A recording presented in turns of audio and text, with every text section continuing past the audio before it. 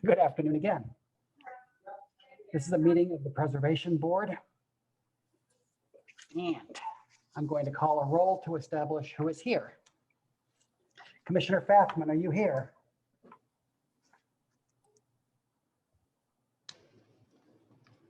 Melanie?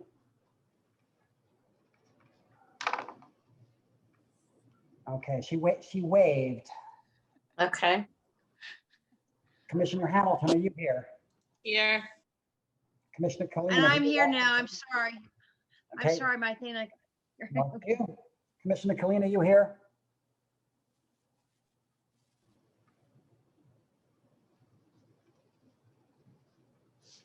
I can see his icon, but I cannot hear him. I will presume he cannot hear us either. Commissioner Richardson, are you here? Here. Commissioner Weber, are you here? Here. Alderman Coder, are you here? Here. Commissioner Colleen, are you here yet? Commissioner Robinson, are you here yet? Okay, I've got Callow, Fathman, Hamilton, Richardson, Weber, and Coder present. Commissioners, has anybody received the minutes from the April 26th meeting? I do not recall getting them. I thought they were on the email. Yeah. They may have been, I did not see them. If anybody has read them, does anyone have a motion regarding them? I So move moved. that we approve the minutes for the April 26th, 2021 meeting. Is there a I'll second? second. Seconded by Weber, I believe. All those in favor signify by saying aye. Aye. Aye. Any opposed? Thank you. The minutes are approved. Commissioners, you have in front of you the agenda. We'll do them in the following order: A, D, C, and E, then G. The items that I did not mention are no longer on the agenda. So to begin our meeting, agenda item A, 2853, 2865 to 67, Indiana. Okay, sorry. I'm sorry, Mr. Chairman, I am here, Mike Killeen, and I'm going to recuse myself on this one. Okay, let me fix my bookkeeping for 1 second. Colleen present and recused from Indiana. Okay, proceed. Okay, my name is Jan Cameron. I'm with the Cultural Resources Office. This is a preliminary review application to construct 3 single-family units, 1 detached house, and a duplex, which will be constructed at this corner of Pestilency and Indiana, which you're looking at now. Next, please.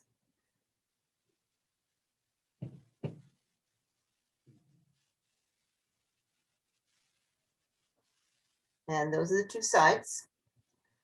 And go on to the next one, Bethany. This shows you some of the other new construction in the immediate vicinity of these 2 sites. And that was one of the concerns that the Cultural Resources had when we first started to review the project, was that it seemed to be a lot of new contemporary focus on this particular intersection in the historic district. So next. This is the site plan. It is a trapezoidal shaped lot. So while the frontage is fairly substantial, it narrows as it goes back to the alley. What you see at the back are two-car carports. We have not seen any elevations or drawings of those carports. And you will note that one of them enters in from Pestilency Street, and one of them is accessed from the alley. And I think the part of that is to try to get so many square footage of garages on this unusually shaped lot. Next.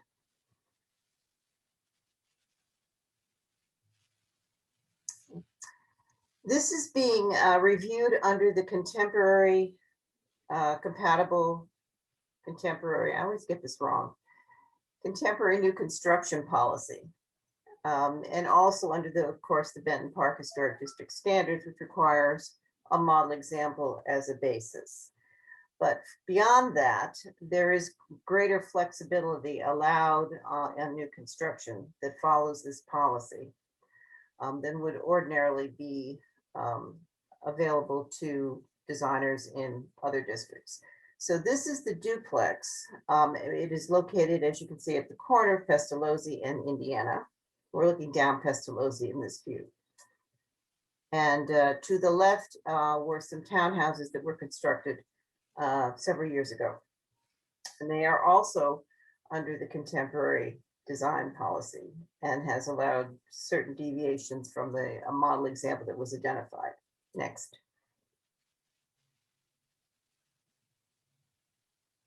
Another shot looking south, northwest. Next. And this is the Indiana Street elevation. The vocabulary of some of this design has been taken from previously approved infill buildings, which you'll see in a moment, also by the same designer and the same developer. Next. This would be the Pestilency elevation, and you can see that there is a very unusual massing at the corner, which is extrapolated from the many corner entry commercial buildings that are seen in Benton Park. Next. And this is the detached single family. I'm sorry that isn't a very good print, but and again, this is also based on early approved models, which you'll see. Next. Side elevations. So the brick returns a considerable amount. They will be visible, particularly on the northern elevation of the corner building and also on the sides of the detached single family, because there is fairly wide side yards and there's a small house to the north of it. Next. And the other elevation. We can go on. This is the model example that was submitted not for the corner building, but for the single family. And the idea was to stack the entry and then a balcony and then another door, a large window, and then above that a dormer. Next.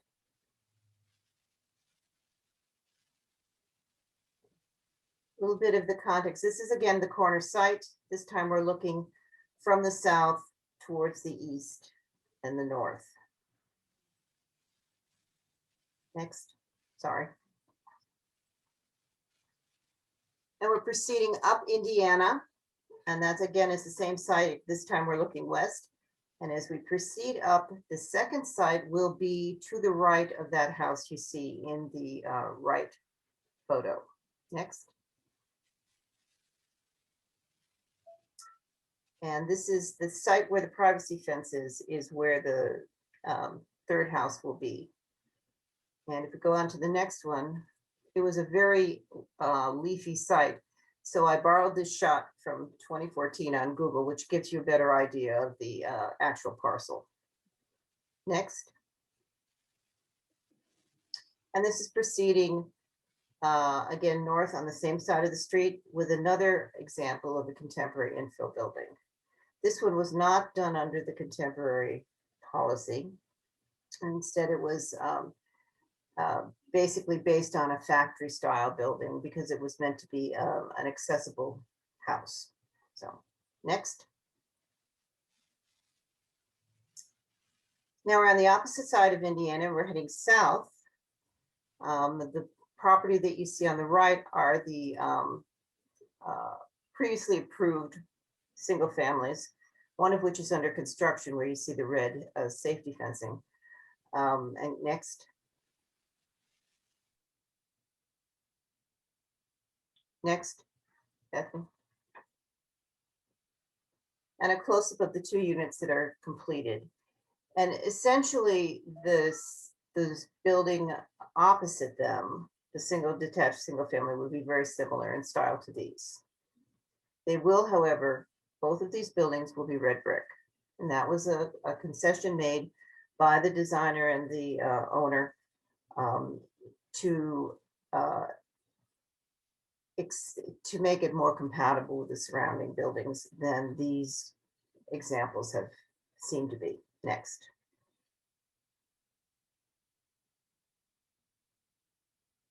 Now we're proceeding down the street, looking back at the house currently under construction. Next.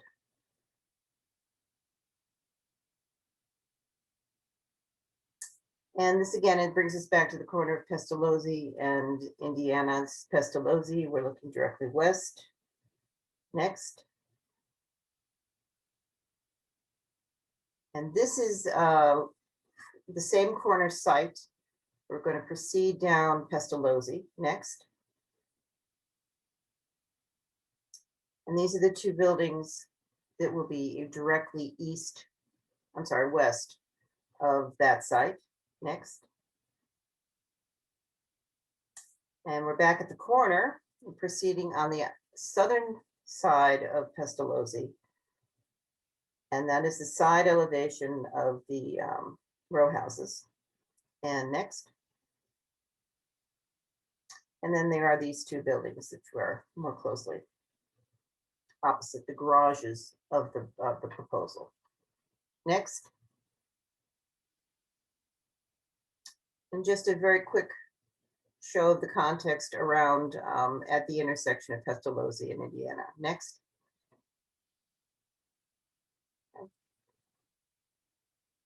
And next. We done? We're done. Okay. Go back to the blank slide. Thanks. The staff has worked with the developer and the architect for the project, and they have made substantial changes to what had originally been submitted for review. And we think that we have succeeded in bringing the project closer to what was intended under the contemporary design standards. There are a couple of things that still are an issue, one of them being the garages or carports at the rear, and the front entry drive that's necessitated by the shape of the structure. But in general, we are supporting the design as it is shown to you tonight. And the staff is recommending that the board grant preliminary approval subject to the usual conditions of final design elements and materials and so forth be approved by the Cultural Resources Office. Now I have a number of letters that have been submitted, and these have been provided to the board members earlier today. So I hopefully had a chance to read them, but we're not really building a record here because it's a preliminary review, but I will mention that I have letters in support of the project from Jessica Deem, AIA, and Benton Park resident, from Eric Schultz, also a property owner in Benton Park, from Jack Sago, Director of North American Distributors at Millipore Sigma, and from Stephen Fitzpatrick Smith. And all of them are strongly in support of the current design. Opposing the design, I have a lengthy letter from the Benton Park neighborhood, who have been our partners in this review from the beginning, and they still feel that the design has not been changed substantially enough to make it comply with the standards as the districts were intended. And I also have a letter from Timothy Mulligan. And I see Mr. Mulligan's here today, so I won't go into that, but other than he is in opposition to it. I'm sorry, not my phone. And from Nathan Jackson, who is, he apparently does tours of the neighborhood and is very concerned that the design is not compatible with the fabric of the neighborhood. And finally, from Mark Sarich, ex-director of the Lemp Neighborhoods Arts Center, who also is strongly opposed to it. Are there questions? Commissioners, questions for Jan?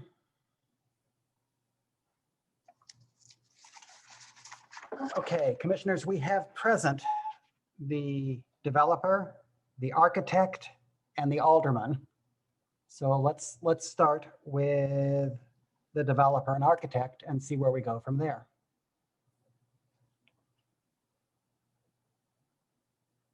Nick, that'd be you, I think.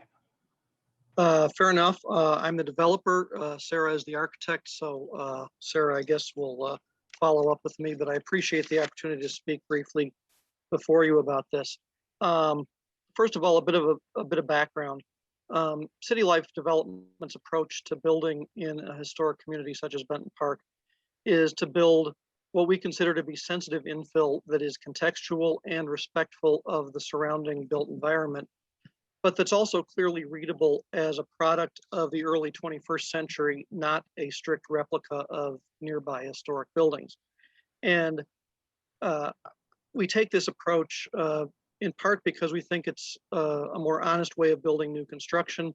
It doesn't try to convince people that what we're building is an actual historic structure. It reads clearly as a product of the present time. But also because it avoids the problem of replicas looking like cheap copies of historical antecedents, which tends to be inevitable because the materials and the building techniques of today are so different from what they were over a century ago. So that's our general design philosophy and our development philosophy. City Life Development and UIC work together extensively to come up with designs that reflect this philosophy. What you have before you now is not our first iteration, as Jan mentioned. After a lot of internal design work among ourselves, we presented an initial proposal to CRO many months ago that we at the time felt struck a good balance between contemporary design and reference to historic forms and materials, while also building on the houses that we've already developed in the neighborhood over the past several years, which you saw in Jan's presentation. Now, we went into this knowing that we'd be dealing with a different set of neighborhood committee members, and that this new set of individuals would not necessarily just approve a simple redo of what we've already built. We understood that and recognized that. We went into our discussions with CRO and the Benton Park Neighborhood Association with an open mind, expecting that CRO and the community would ask us to do some things differently this time around. With that in mind, and given our history of working in the neighborhood and our interest and commitment to Benton Park, we promised to work in good faith with the community to address their concerns. And we did. We listened closely to the Benton Park Neighborhood Association. We made changes in response to basically every single specific concern that they raised. BPNA wanted us to not use gray brick as we'd initially proposed, insisting that we go with all red brick on all the buildings. We agreed to that and we've switched everything to red brick. BPNA objected to our proposal to put some lighted address signs that some people in the community like, but other people in the community feel was a bit aggressive. We said that's fine, we will omit those lighted address signs from these future buildings.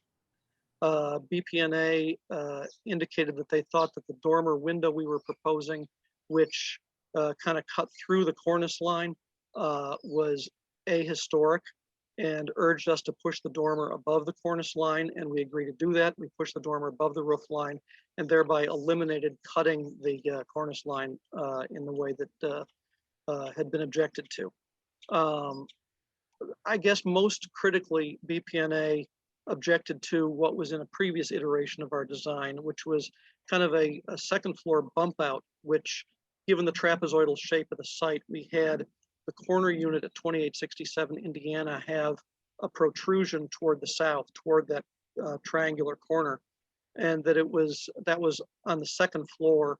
And the concern was that it looked kind of strange. It looked like it was kind of floating there. It didn't look like it had any historic antecedents, and both CRO and the neighborhood urged us to change that design, getting rid of that bump out, instead doing a flush wall along the Pestilency side, and doing a diagonal corner cutout on the first floor so that the entry to the corner unit would mirror the sort of the diagonal cutouts of the numerous commercial corner buildings that you see throughout Benton Park, including specifically the buildings that are at the northeast and southeast corners of this particular intersection.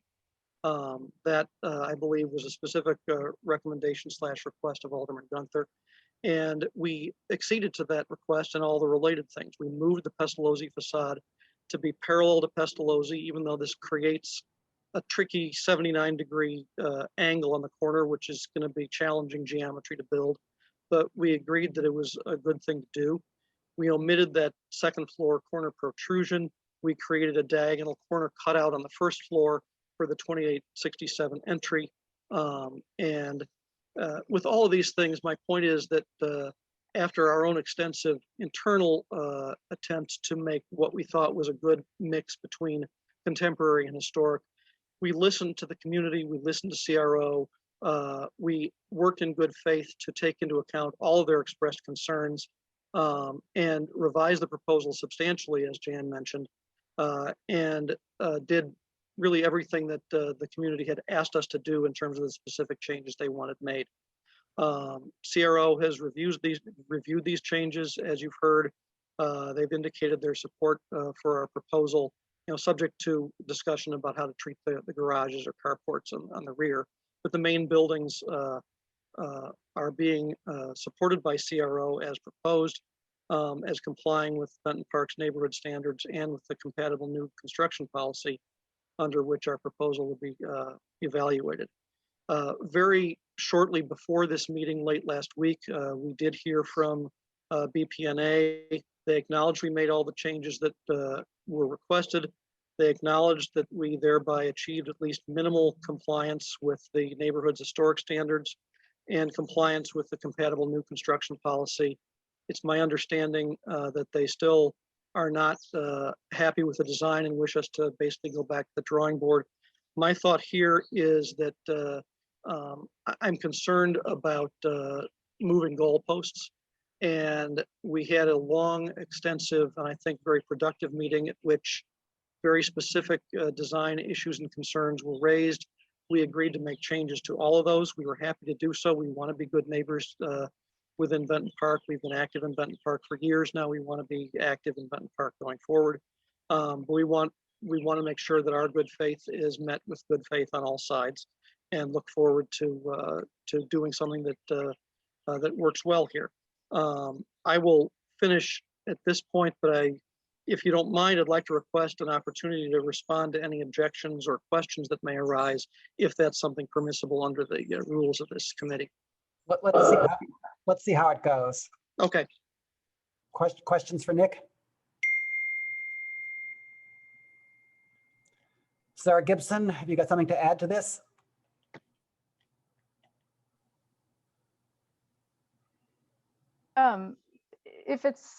If you'd like, I can go through the presentation, but I don't know that it would be too much different than what Jan and Nick have both presented already with regard to both the architecture of the buildings and then also the historic precedents that we used. But I will say that, well, thank you for listening to our presentation tonight and having us here. I'm with UIC, and as you know, we have been working in the city for over 15 years. We very much appreciate the city and all of its architectural variety. I'll say kind of as a philosophical statement that we see the city is kind of a living, breathing organism that has many different facets and changes constantly with its diversity, its culture, its people, its economics, and we see architecture as part of that change as well. So while we very much appreciate historic architecture, we've done thousands of square feet of architectural renovations in the city. We also appreciate architecture as a 21st century construct as well. So I would be happy to take questions about the project as well from here. Commissioners, questions for Ms. Gibson?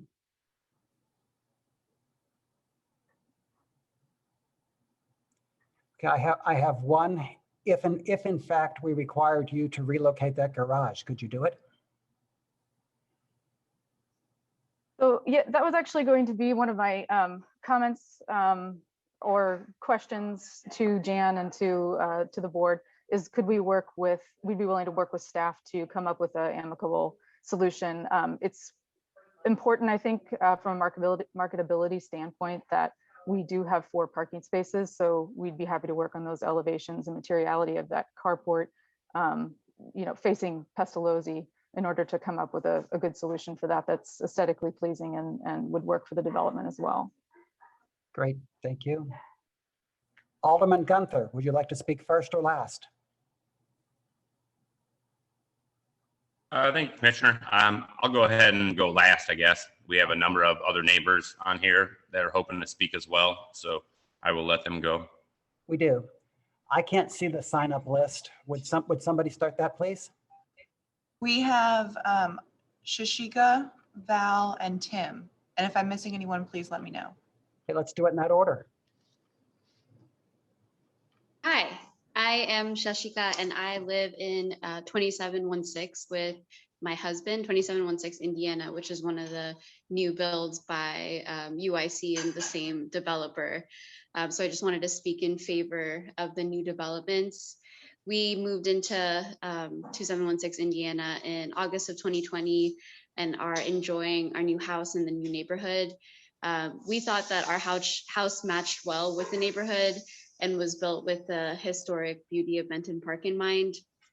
We do have some contemporary touches, like they were mentioning, like the address sign, but we felt like they were done in a thoughtful, respectful way that added to the value of the neighborhood. So just based on our experiences with our house and in the neighborhood, we support the plan to build 3 additional homes in the neighborhood. Thank you. Thank you. Next. Hi, my name is Val Gelker. I live at 2858 Indiana. We moved in here about 7 months ago. I've lived in the city for almost 30 years until now. I lived in the traditional St. Louis city brick homes and absolutely have great appreciation and loved and really enjoyed those homes. As I've gotten older, I just got more into, I love the modern design. And as I was seeing it go throughout the city and other areas, it intrigued me. So, but I really wanted to live in Benton Park. So when I seen the developments going in on Indiana, I called UIC first. I knew they were building and asked them if I could talk to them about this lot. So we did end up getting it. And I agree. I think they fit well with the neighborhood. We absolutely love it here. I like the blending of the old and the new. And I also feel like it kind of speaks to St. Louis, to the diversity of St. Louis at this time. I think young professionals coming in, these homes are intriguing. They're smart homes. There's a lot of things you can do with them. And I'm really glad to be here and glad to see the city developing with the new with the old. So thank you for letting me speak. And we are in support of the new builds in Benton Park. Thank you. Great, and welcome to the city. Thank you. Who's next? Is it Tim? Yes, Tim is next on my list. Okay then, Tim. All right, nothing much more to add than is in my letter, other than, we've been found these standards to be incredibly, time consuming for our committee to work with. And, I think we've articulated, what we think of the design. So unless there's any questions for the Building Review Committee, I will cede to the next. Great. Is the next speaker Marian Smith? Yes. Marian Smith.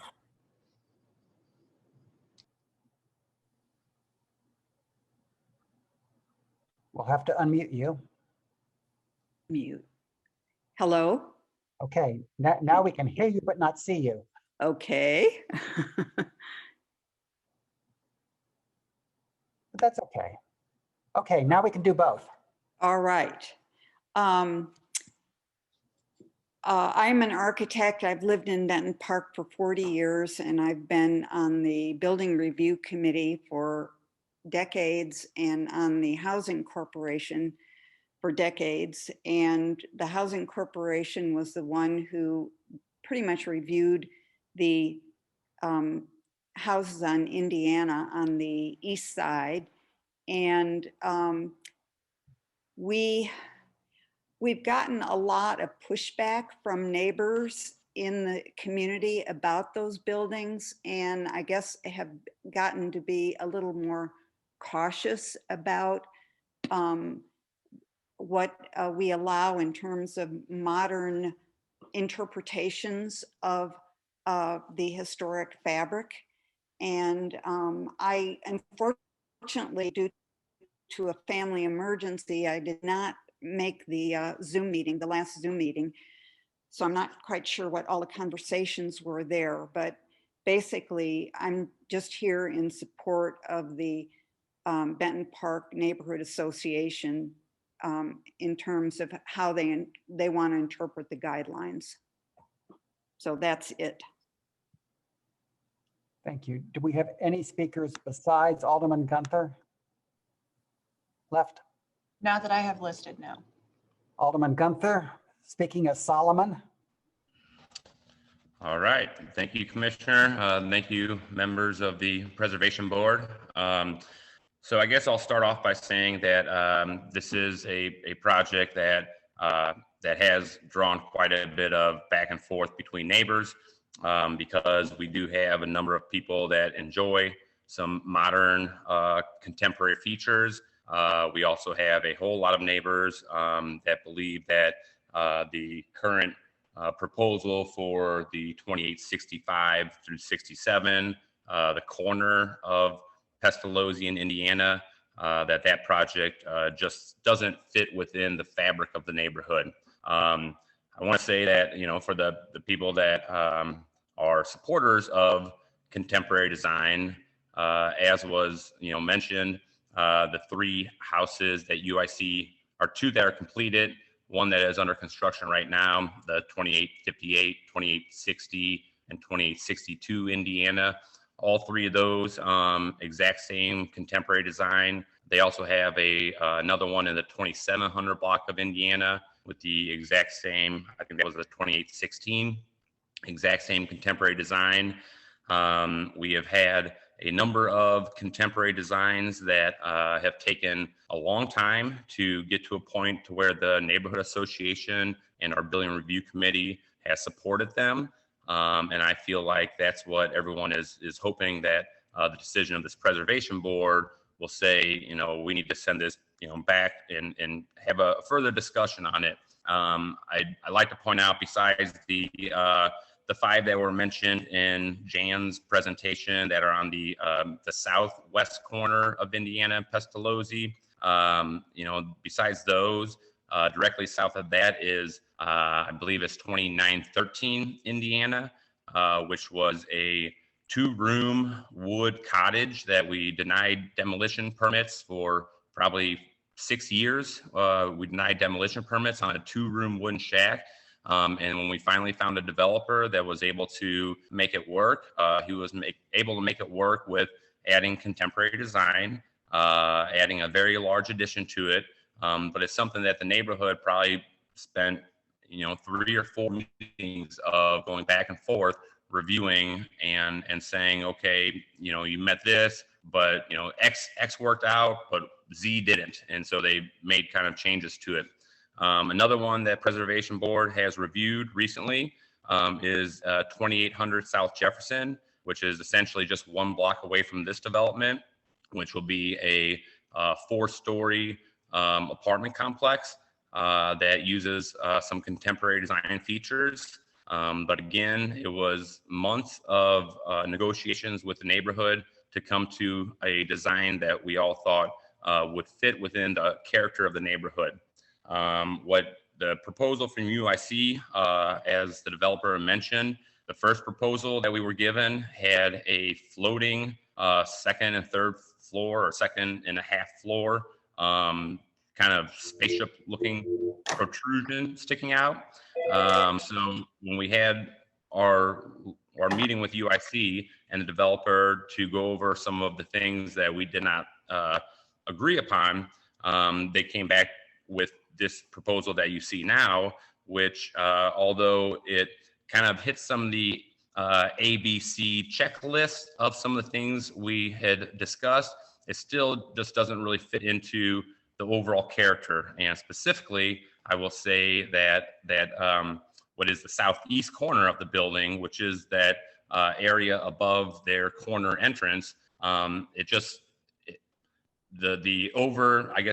tall windows on both sides, the kind of protrusion above the second floor, just the general kind of style of that, it just doesn't fit into anything that the neighborhood character supports. So, and I also want to, I'm looking through the review that I guess Jan Cameron made, and I guess let's see, it's page 3, item 3, where it talks about model example, where it says the applicant has identified 2030 to 36 Sydney Street as a model example.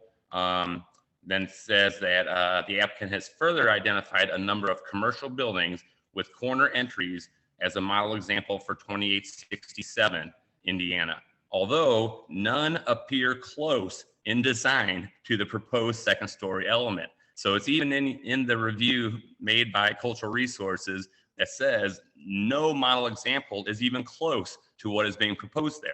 So I think this is something where, the neighborhood, we are willing to work with developers. We have in the past been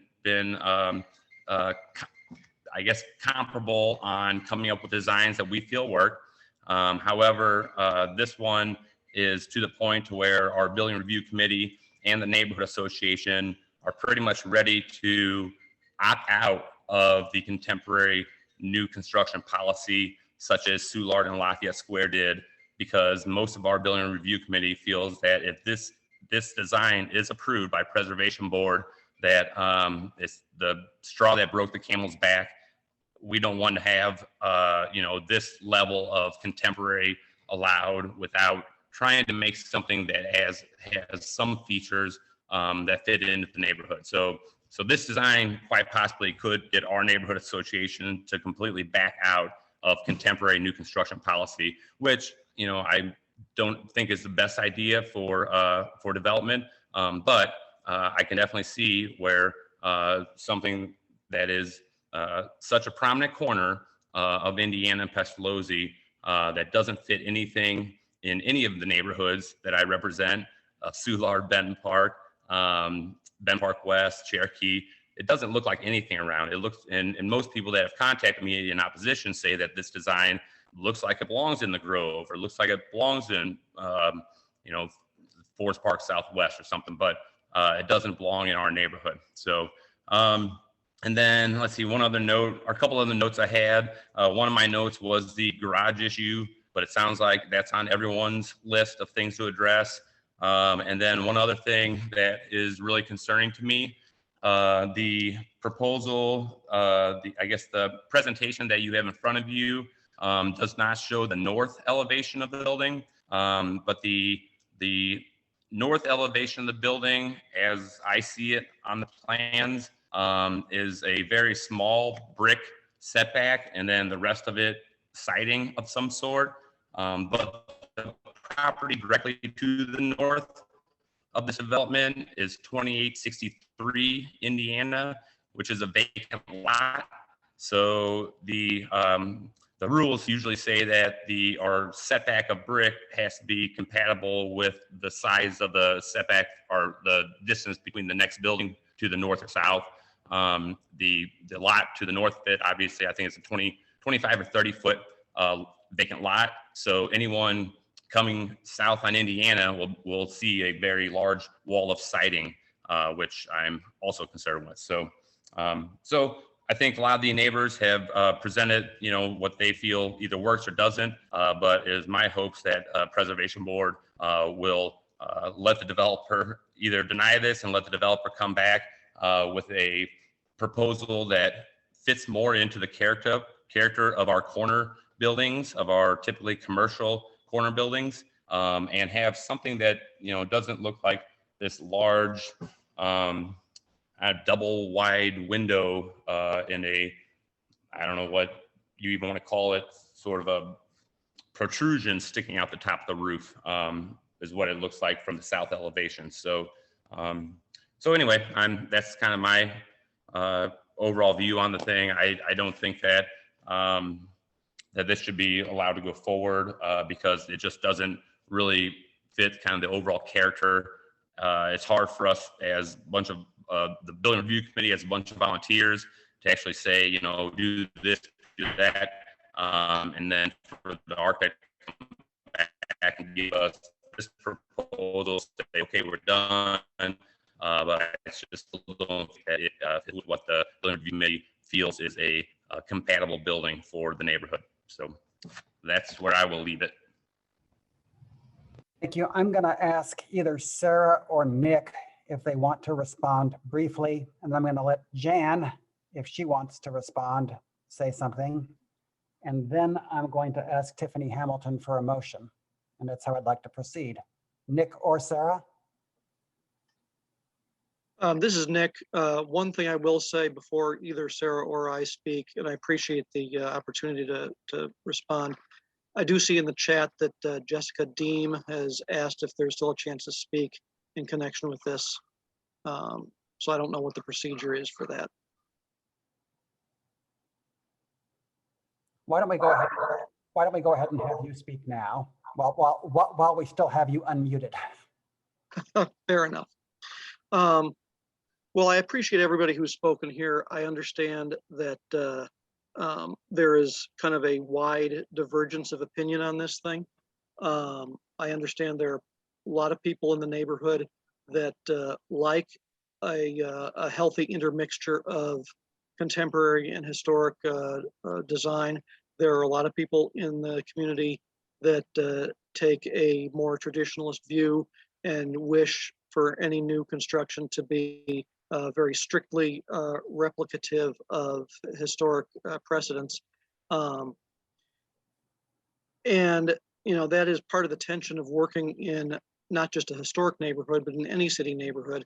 And the bottom line is that nothing that we or anyone else could propose is going to satisfy everybody 100%. And we know that going in. We have tried our best efforts to satisfy all of the previously stated concerns and requests and recommendations of the Benton Park Neighborhood Association. I respect where everyone is coming from. I respect, everybody's wishes, but it is difficult sometimes to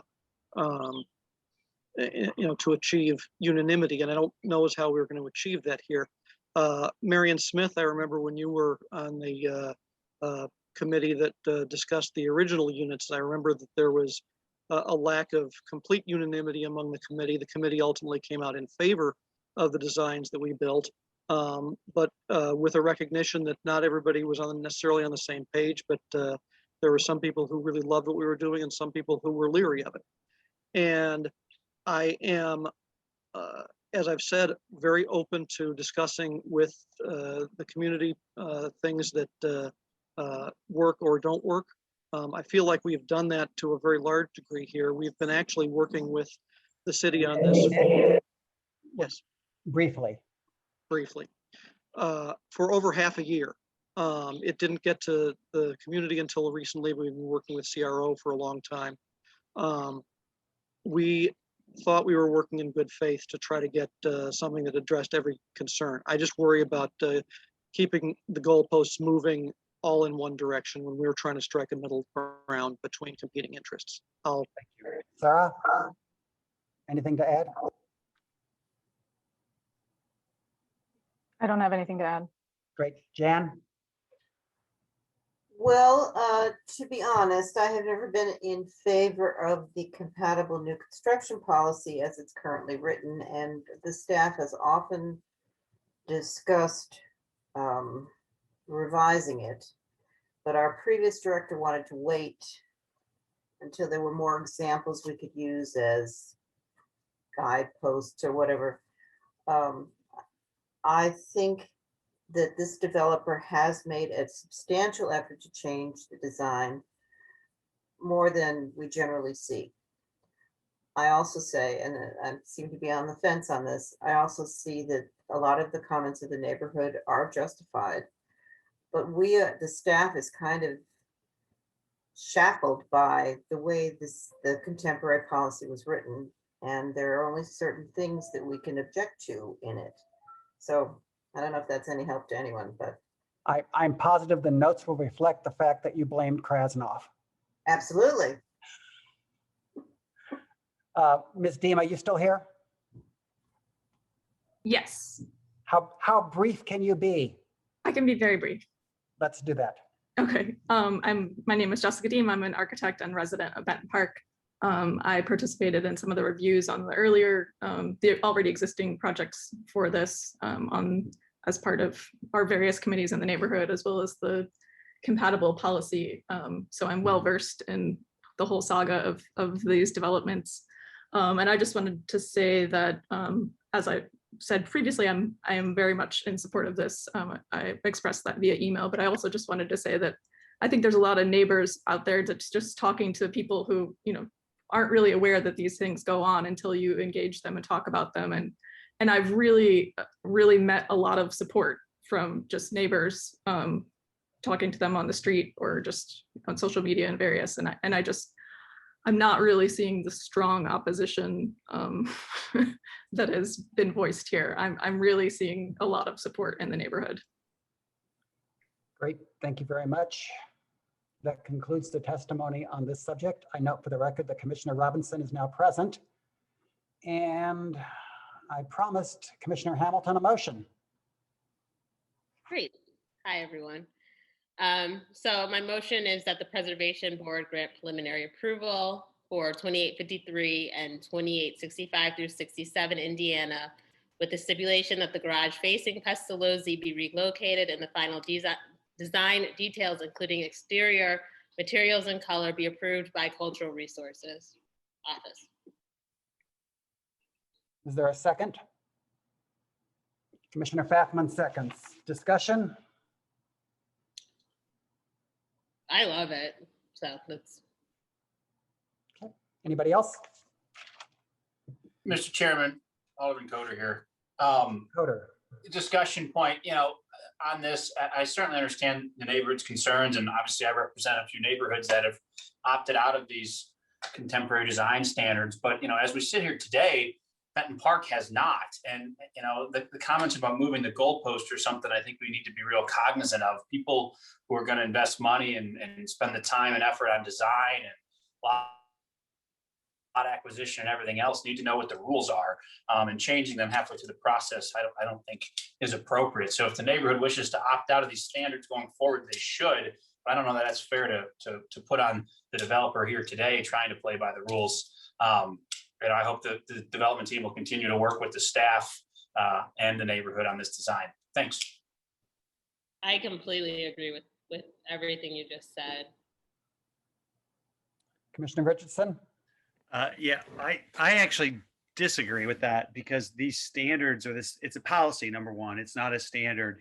And this is a policy that we, the Preservation Board, came up with, that we didn't ask the neighborhoods if they wanted to be subject to this policy necessarily. Their ordinance existed beforehand, and then we came up with this policy. And I would note that the policy says that these rules do not supersede any regulations in existing or future historic district standards that have been approved as an ordinance of the city of St. Louis.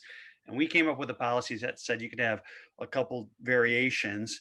And so that's what this policy does. But that policy also says, again, you can't trump the historic district standards, and that the policy says that you're going to work with the neighborhood and the CRO, or meet with the neighborhood and CRO in a joint meeting to go over this. So, I mean, I think that happened, and you have neighborhood representatives who are not on board with it. So, again, that's my position. So I would argue that, if the neighborhood's not on board, it seems like the process is not yet complete per our new construction policy. I guess I was under the understanding and impression that this developer has sat down with everybody and kept on adhering to their requests. And then once that was complete, it still wasn't good enough. Am I wrong? That's not the impression I got from Alderman Gunther.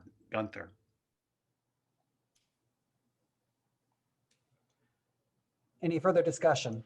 I guess I have some further discussion after Mr. Richardson's comments, and maybe I'm misremembering how the policy went into place. It does predate my time on this board. Was this policy, I mean, did it come to the Board of Aldermen? Was it approved, or was it just approved by the Preservation Board, the contemporary design policy? It's approved by the Preservation Board. Is that correct, Jan? Yes, it was just by the board. It's the board's policy. Okay. Okay. All right. Well, I have nothing further. Commissioners, any further comments? Okay, hearing none. There is a motion on the floor that's been made and seconded. All those in favor of the motion signify by saying aye. Aye. Aye. Opposed? Opposed.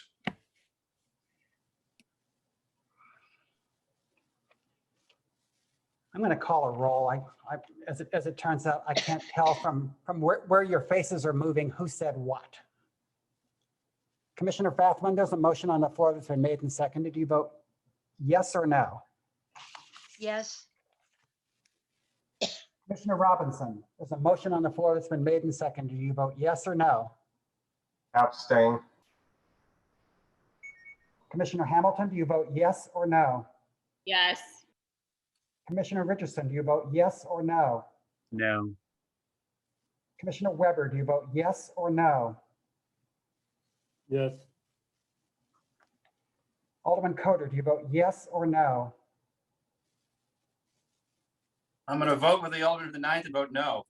Changing my mind. Okay, I count 3 yeses and 2 nos. The motion carries. Thank you all very much. Calling next agenda item D, 5806, 5808 Westminster Place.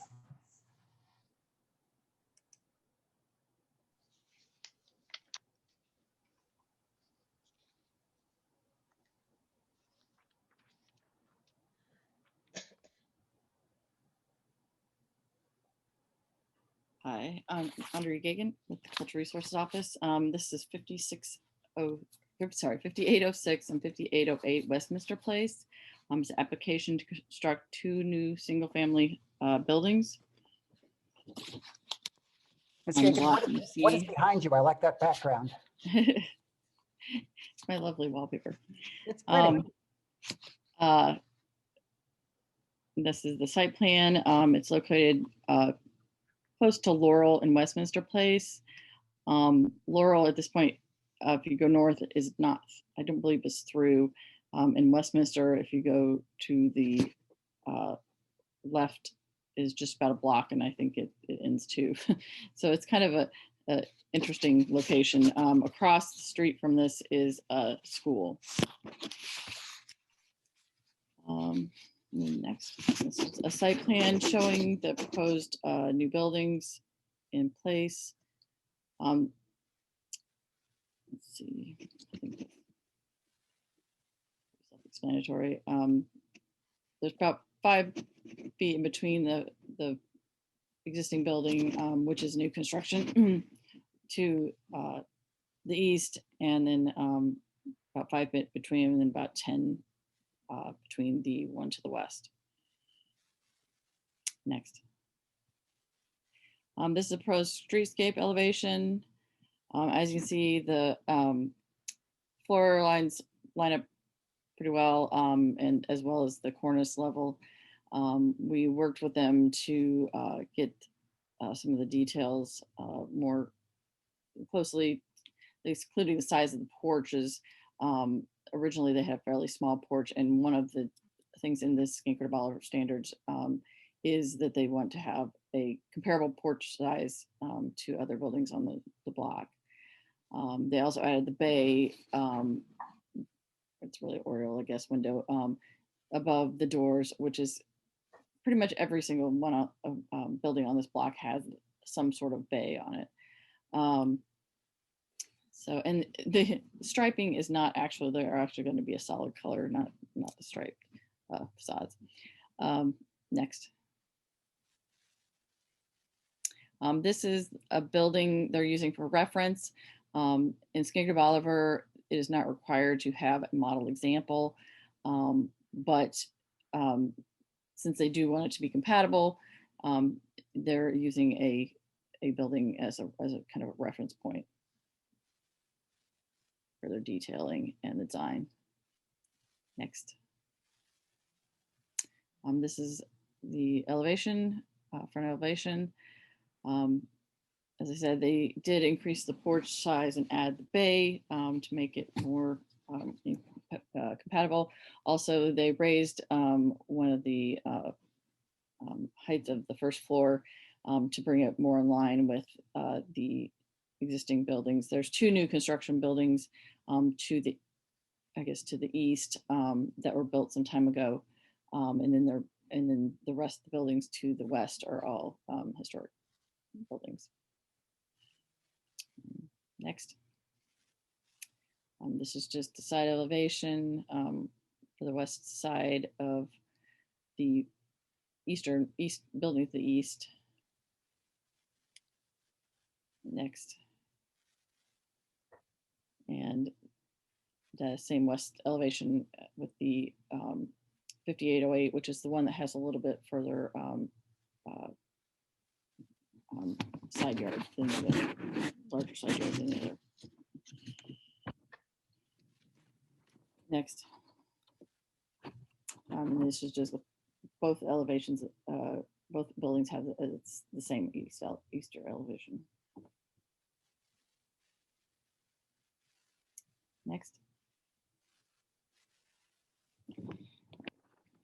So basically, these buildings will infill 2 vacant parcels on Westminster Place, which will actually kind of complete that row of buildings there.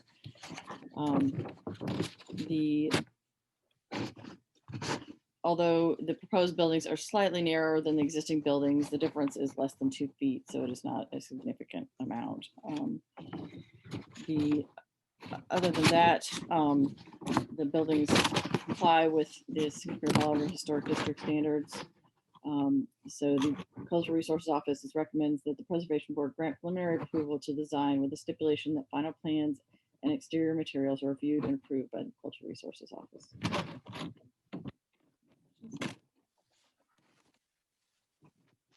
Questions for Ms. Gagan?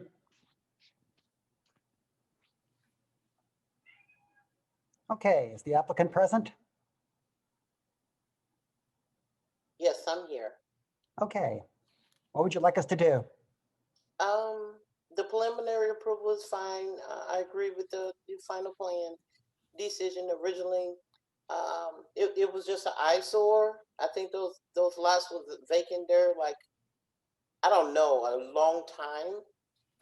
Another thing, it was interesting enough because we looked at some existing homes in the area. And the problem is with the area is that majority of the buildings, not all, but majority in this part of the neighborhood cost more construction to fix the buildings than what the buildings are worth. And so we start looking into what new construction will look like. How can we make it more similar? How can we also address the midpoint? We have a lot of high-end housing here in St. Louis, old and new. But where's the midpoint? So this is this was our ideal of addressing what the neighborhood needs. We talked to the neighbors; they were very happy. There's something's happening there. Address the neighbor need as well as address going forward with St. Louis development and to address everyday people.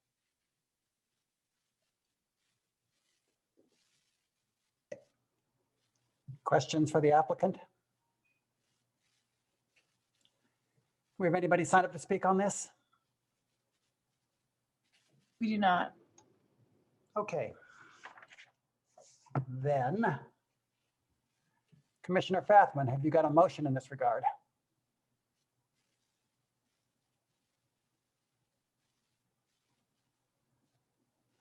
Yes, I move that the Preservation Board grant approval to the current design with the stipulation that the final plans and exterior materials are reviewed and approved by the Cultural Resources Office. Second. Okay, motion has been made and seconded. Is there any discussion? Hearing none. All those in favor of the motion signify by saying aye. Aye. Aye. Any opposed? Hearing no opposed, this one's easy to do. The ayes have it. Thank you, commissioners.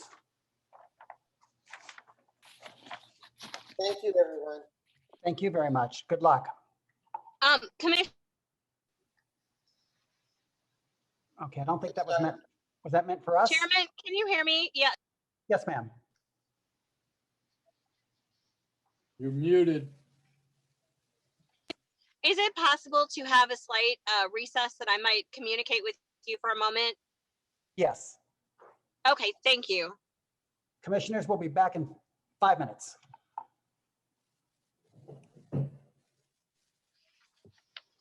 Do you want to call my cell? Hello? Oh my gosh. Yes. Okay, it's do you have it in your phone?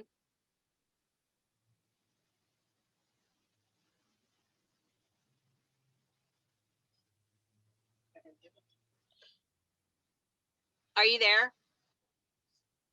I am. Why don't you call mine? Hello?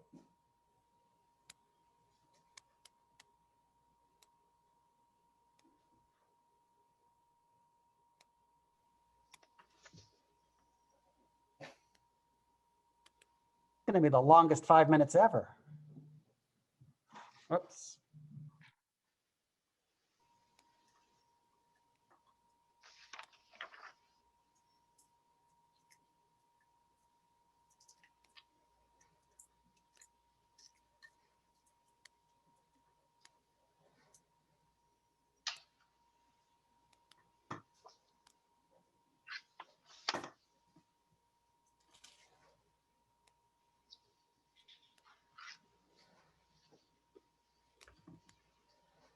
Excuse me, folks, I had to check out for a minute. Are we on break or something?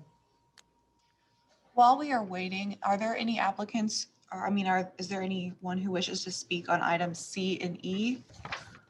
I have Waylon Sims for E.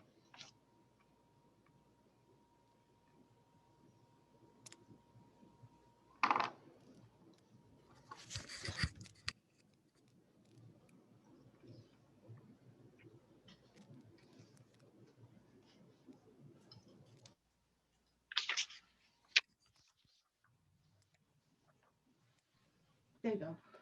Yes, I would like to speak on item E, please.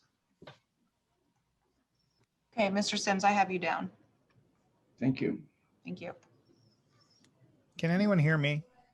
Yes. Thank you, sorry. You're welcome. So we're on a 5-minute break right now? Is that what we're doing? Yes.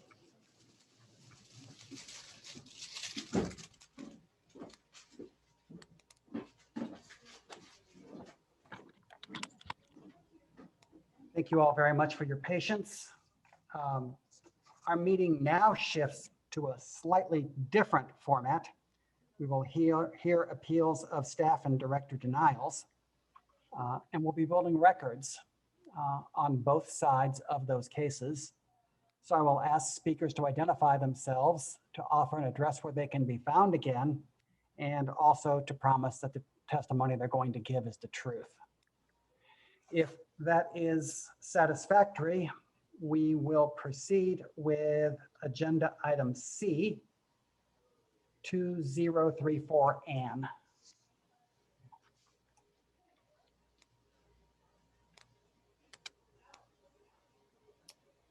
I'm Andrea Gagan again. I swear to tell the truth. This is an appeal of Directors Nadal to construct a two-family residence. The application was originally denied because it did not meet the historic district standards. And I also need to enter into the record the enabling ordinance 64689, submitted by 64925, and the McKinley Heights Historic District Ordinance 67901. They were originally going to go to the board last month, but they, after realizing that we were not in favor of their project, they decided to defer and try to fix some of the issues. So McKinley Heights Historic District does require a model example for new construction. The model example they identified as at 2001 Ann Avenue, which is down the street from this lot. While the building is, there were significant variations from the model example, so the application was denied. They have since revised the plans to more closely match the model example. Okay, next.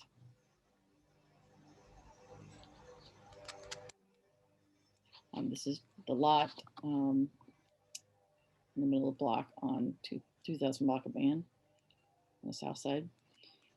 Next. This is the proposed site plan. Note that it does not show the neighboring buildings on the site plan, so we're not positive how far away from the other buildings this building is. That's one of the details that we still do need before we feel we could approve the project. Next.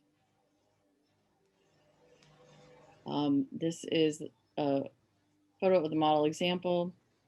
As you can see, the model example, the cornice has been removed on this building, but we did speak to the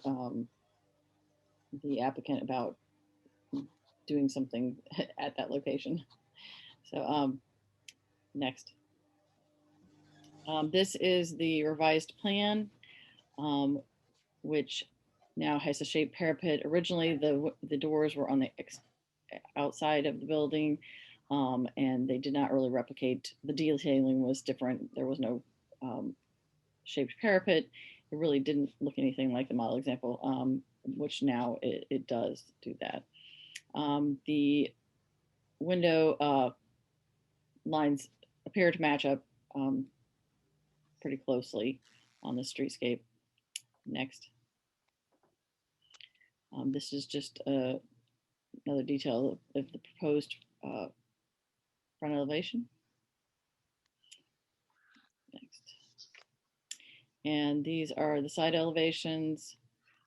There is a decent brick return, but as I said, we don't know if it's sufficient because of the lack of a detailed site plan. Also, the setback of the building we can't really tell that either. Next. These are just buildings on either side of the proposed building. Next. And some context, buildings across Ann and looking west of the lot. Next. And this is this context on the north side of Ann. The building The main issues with proposed new construction are the garage material, which I think the owner would be fine with changing, and possibly the side elevation material. As I said, the building, it's difficult to tell how far they are apart without the detailed site plan. And also because the small house next to the west of the building, or the proposed building, is a 1-story, so that makes that side a little bit more visible. There's a lack of information on the detail of the cornice, entry, and windows also. That being said, the proposed design does now substantially comply with the McKinley Heights Historic District standards. The neighborhood has sent a letter basically saying that they are willing to give their approval with the stipulations that we are making, the same stipulations that we're making to our conditional approval. The Cultural Resources Office recommends that the Preservation Board overturn the director's denial of the building as it substantially complies with the McKinley Heights Historic District standards, with the condition that the garage material is changed and a full site plan is submitted, and that final plans, details, and exterior materials be reviewed and approved by the Cultural Resources Office. Okay, you read that sort of quickly. You asked us to overturn the director's denial with conditions? Yes. Okay. Chairman, can we hear those conditions again? Yes. Condition that the garage material is changed and a full site plan is submitted, and that final plans, details, and exterior materials be reviewed and approved by the Cultural Resources Office.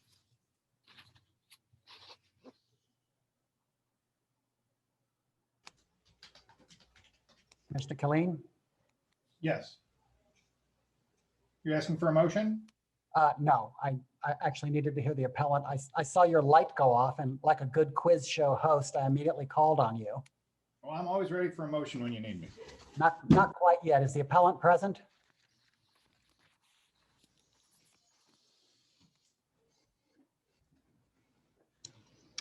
I don't have anyone on my list. So we have no appellant present?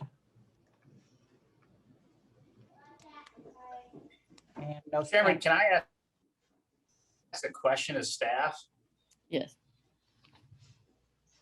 Yes. Andrew, where is this guy? I mean, why hasn't he gotten you these documents? That would probably have made this process much easier. Well, this has been kind of a convoluted project. I actually worked on a similar design last year, but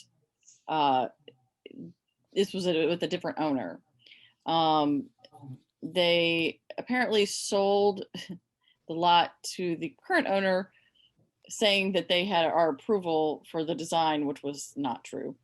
And so he has a designer, but who is not an actual architect. So I think that's maybe part of the issue, is that he hasn't had,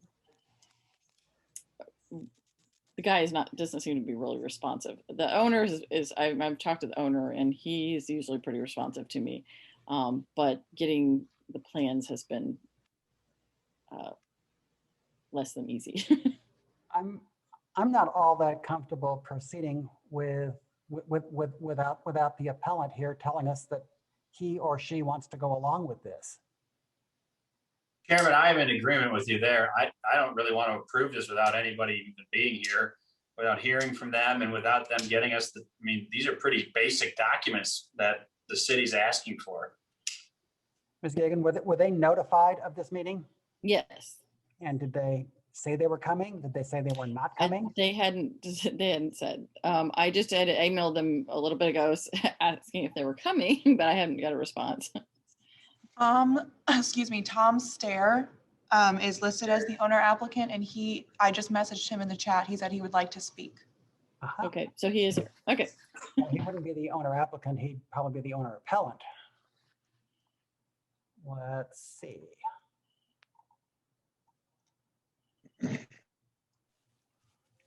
I don't see that in the chat.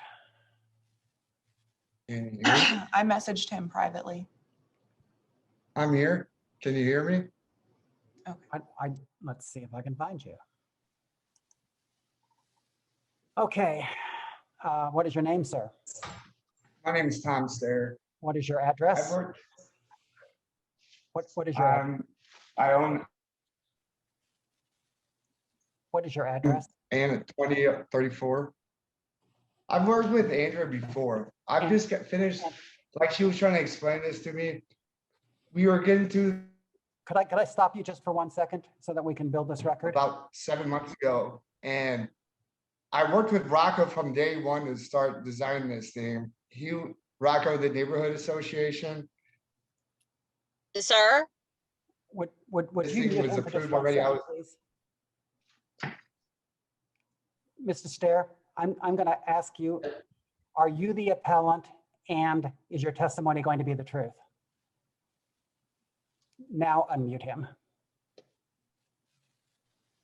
I'm the owner of the lot. Yes, then, yes. Okay, and is your testimony going to be the truth?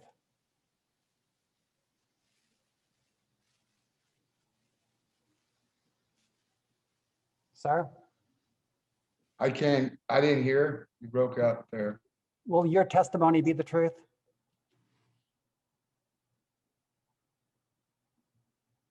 I'm not hearing anything.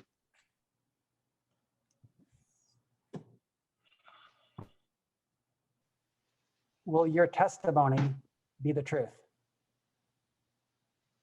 Yes. Proceed.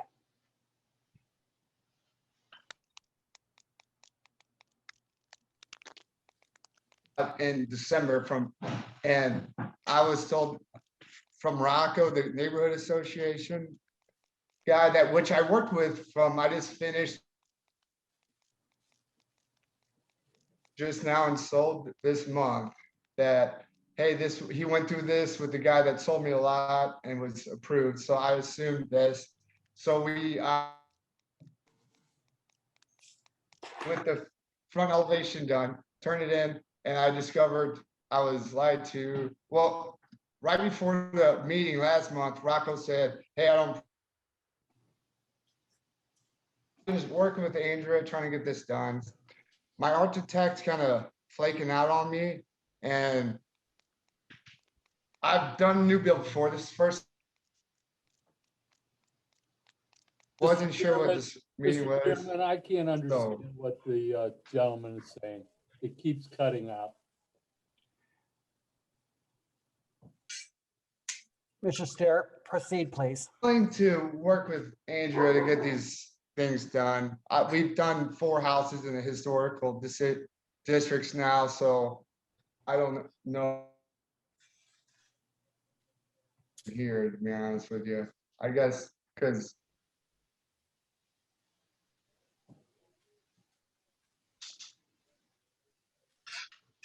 Okay, sir, do you have anything else to add?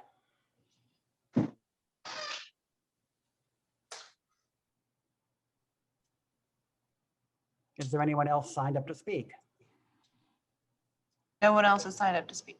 Okay, that concludes testimony in this appeal. Alderman Coder, have you got a motion? I guess so. Based on the neighborhood's conversations and Andrea's conversations, I move that we by Ms. Gagan, which are that the garage material be approved by Crow, the submission of a site plan and any elevation drawings requested by Crow, and that the final design plans be reviewed and approved by Crow. Is there a second to this motion? Second. Motion is made and seconded. Is there any discussion? Is there any commissioner not clear on what the motion is?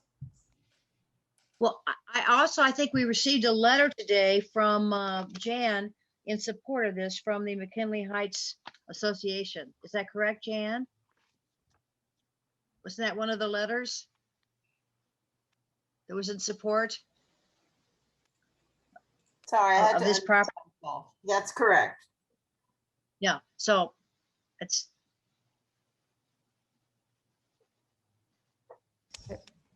Commissioner Weber, did you have your hand up? I did, sir. Proceed. As a new commissioner, I'd like to know if this were to pass and it goes back and then CRO, which is the office, approves everything, does it need to come back to us? It does not. We will never see it again. Okay, thank you. Just wanted to know how that worked.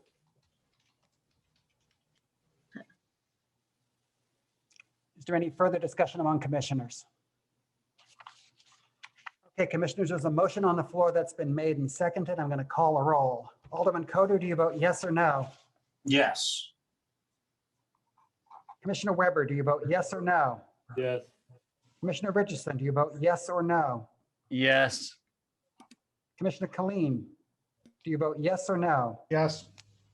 Commissioner Hamilton, do you vote yes or no? Yes. Commissioner Robinson, do you vote yes or no? Yes. Commissioner Fathman, do you vote yes or no? Yes. The chair abstains. There are 1, 2, 3, 4, 5, 6, 7 yeses. Thank you, commissioners. Next up, agenda item E, 4440 Lindell.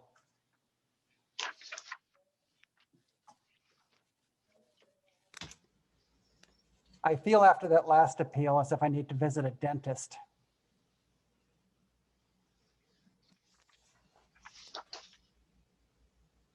Yes. Okay, Bethany Moore, Cultural Resources. I swear to tell the truth. Proceed.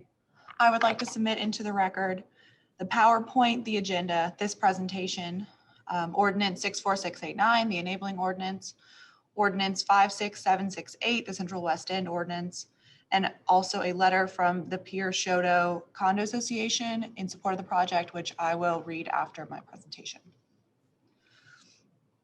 This is an appeal of the director's denial to construct a canvas awning over the entire outdoor area located at Unit 204 in this building. Here is a map of where the building is on Lindell. And here are some context shots. This is directly across the street from the condominiums. The building with the green roof looked familiar. Yes. And then looking east along Lindell Boulevard. And then the context directly next to 4440 Lindell.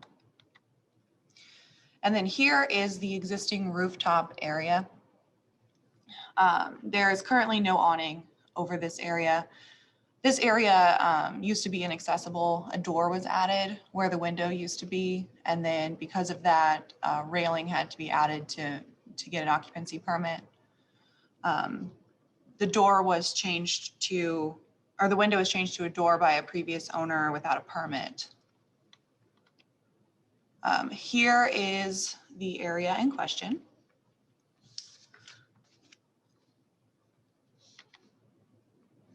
And again, some more shots.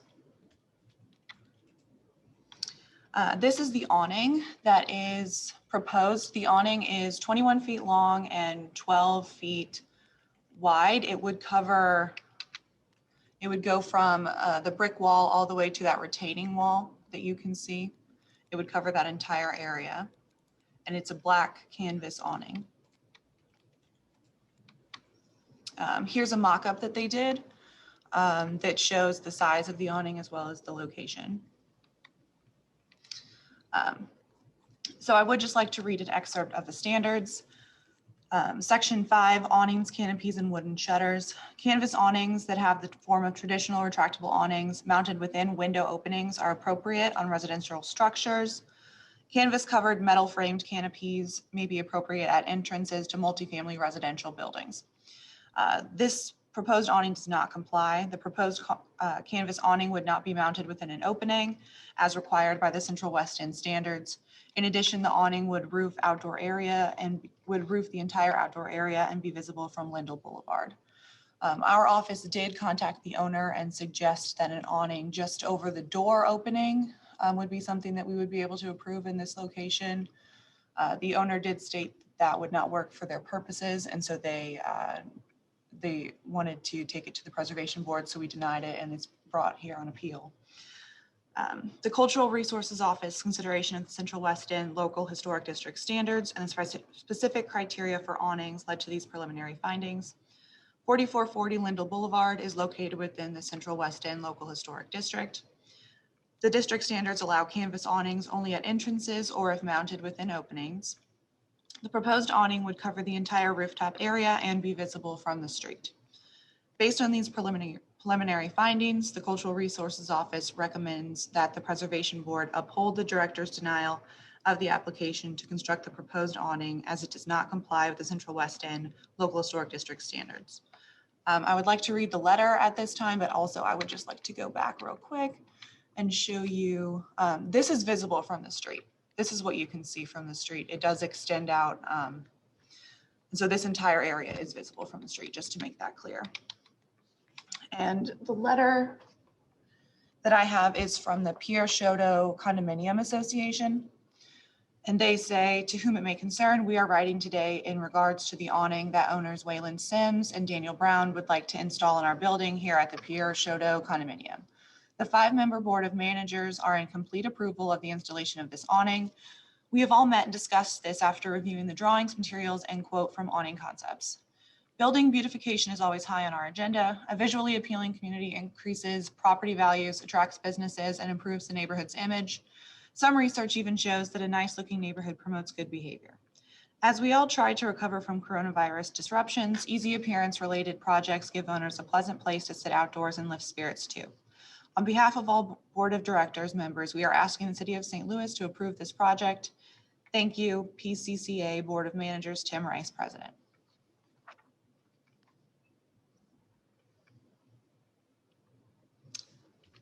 You are muted.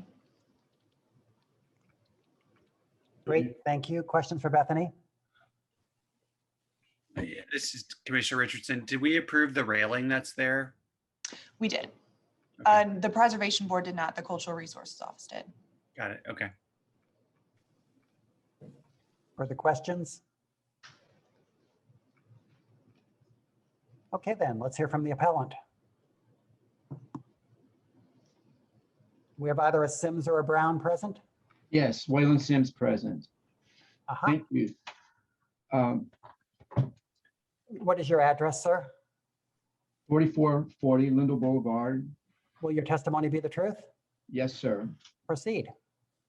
The proposal was to put a smaller awning above the doorway. We purchased this within the last year, and that outdoor space looked very desirable to us. But after purchasing, we realized that the building is still not all central air. So we have drippage from all the window units above us. So it makes the space completely unusable because of the standing water. And they proposed the proposed smaller awning, but all that would do would just extend it away from the doorway, which actually would be useless because still we would be wading water if we went out onto the deck area. So we would like to do a full awning, which I think would be very attractive for the building, since there is one on the lower doorway, a black awning, and also on the front entrance to the building.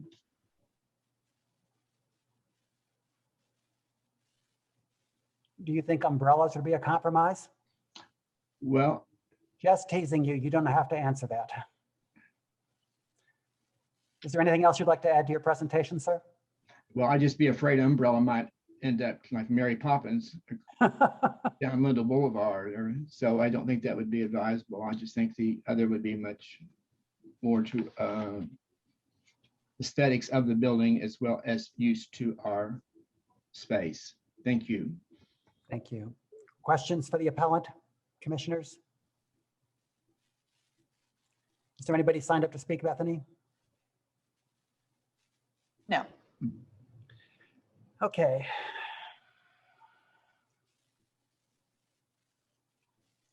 Commissioner Robinson, you've been minding your own business quietly over there. Have you got a motion for this one? I'm sorry, was that for me? Yes, have you got a motion?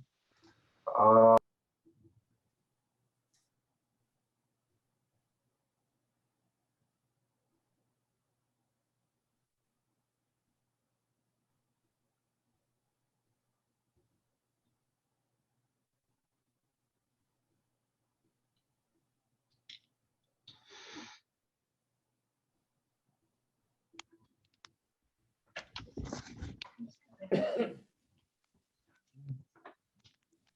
I supposed to shut my own?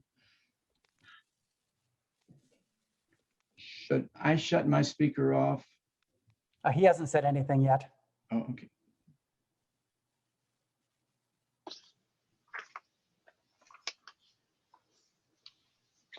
And apparently may not be going to.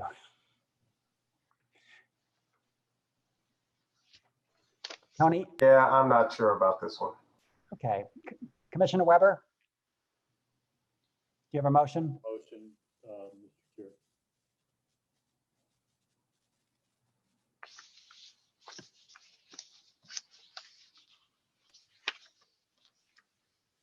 I don't have a motion.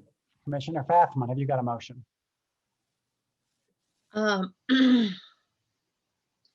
Yes, I move that the Preservation Board uphold the director's denial of the application to construct a canvas awning over an existing roof deck as it does not comply with the Center West End Local Historic District standards. Is there a second to that motion, commissioners?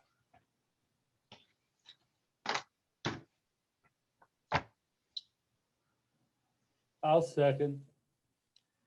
Weber seconds. Any discussion? Mr. Chairman, Mike Killeen here. I would not support this motion. Usually in this district, when the neighborhood feels strongly about it, boy, do we hear from them. And if there is not a word in opposition to this, to me, that's almost like a silent approval from them. This building and its tenants have outlined their needs. They'd like to use their deck down there, but they're getting rained on by air conditioner condensing water. I can't imagine what that would be like because the building's so tall. I guess I could. So I think this is a practical solution. There's already a couple of awnings on the building as it is. I don't think this new awning will detract much from the architecture of the building. Any further comments? I agree. Yeah, Chairman. Sorry. One at a time. Commissioner Richardson? I was going to say I agree with Commissioner Killeen. Anybody else? Alderman Coder, I also agree with Commissioner Killeen. I mean, I think this is a very practical solution and that we should approve this. Yeah, I agree. And if the building is fine with it and it prevents him from getting rained on by air conditioners, I think, why not? Richard? Richard, may I speak? The other thing, of course, is that the awning is not something that's permanent to the building. In other words, it's not like we're changing the configuration or anything. So I just wanted to throw that in, even though I made the motion. Do you want to withdraw your motion? Well, why don't we vote on it and see what happens, okay? Okay. Commissioners, there's a motion before us. It would uphold the director's denial. Let's see now. Commissioner Robinson, do you vote yes or no? No. Commissioner Killeen, do you vote yes or no? No. Commissioner Weber, do you vote yes or no? No. Alderman Coder, do you vote yes or no? No.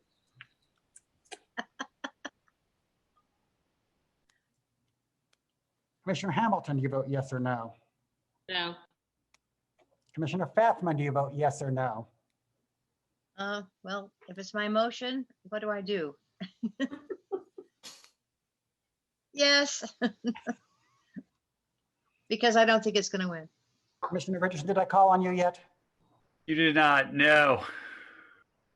Okay, Commissioner Fathman, for your information, there are 1, 2, 3, 4, 5, 6 no's, and 1 yes. Would you like to make another motion?